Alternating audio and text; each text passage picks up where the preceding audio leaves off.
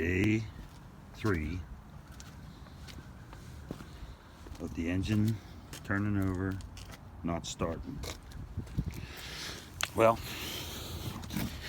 changed the crank sensor, changed the cam sensor, still nothing.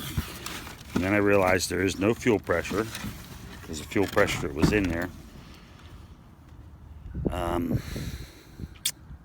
disappeared once I checked it with the gauge. It just dropped the pressure that was there. But the reason none of the other sensors were working was because the fuel pump went, and it put a code through the computer, and the computer said no more spark.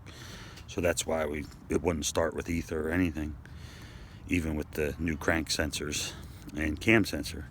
So we ended up getting a fuel pump. I went to every parts store in our area, Napa, Advance, AutoZone, all of them. And I'm not a big Amazon guy, but none of those places had a pump in stock. They wanted 6 days to get a new one, and it was $5.99 at every store for the new pump for this 2006 Chrysler Aspen. So, me not liking Amazon anyhow, we checked it, but they got me a pump in a day, and it was only $260. I'm sorry, but I'm going to start using Amazon. But I hope this video helped you. It was definitely the fuel pump.